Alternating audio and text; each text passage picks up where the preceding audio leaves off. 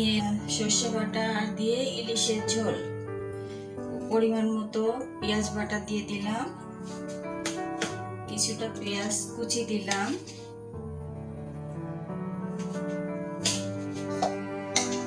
এবার দিয়ে দিলাম কাঁচা মরিচ আর সর্ষে দিয়ে বেটে রেখেছিলাম সেটা,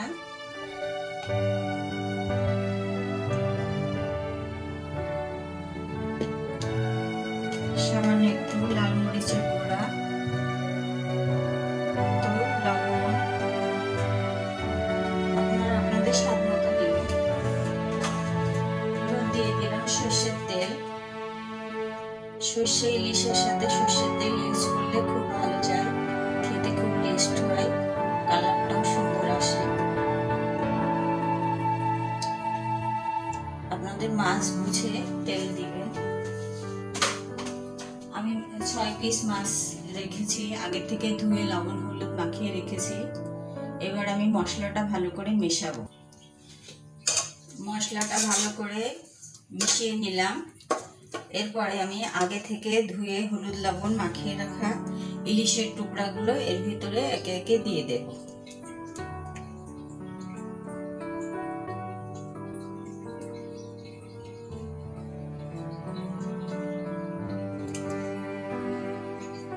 এবার মশলার সাথে ভালো করে মাছগুলো মেশাবো।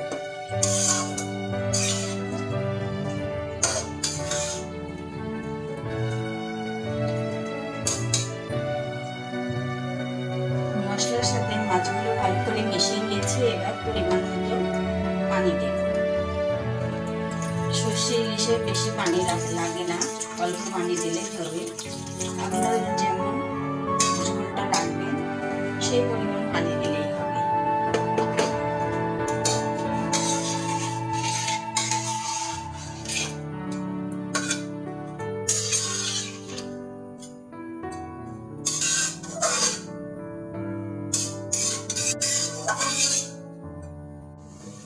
বন্ধুরা 10 মিনিট ঢেকে দিয়েছিলাম, এবার 10 মিনিট পরে আবার ফিরে এলাম।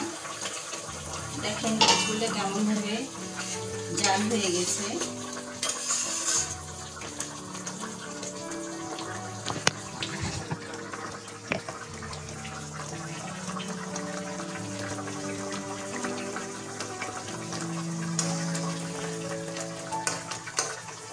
আবার ঢাকনাটা দিয়ে ঢেকে দিলাম, কিছুক্ষণ আবার জাল দিব।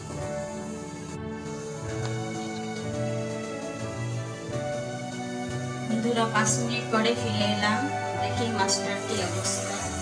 এই যে দেখেন প্রায় হয়ে এসেছে আমার সর্ষে ইলিশ রান্নাটা।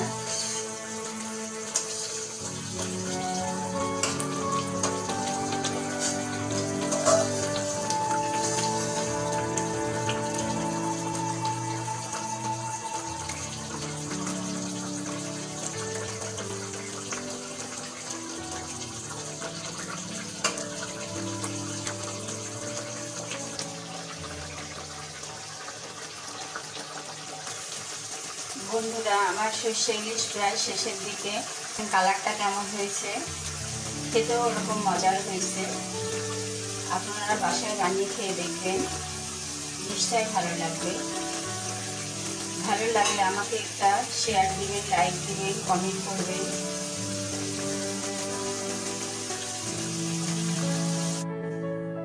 তৈরি হয়ে গেল আমার মজাদার সর্ষে ইলিশ।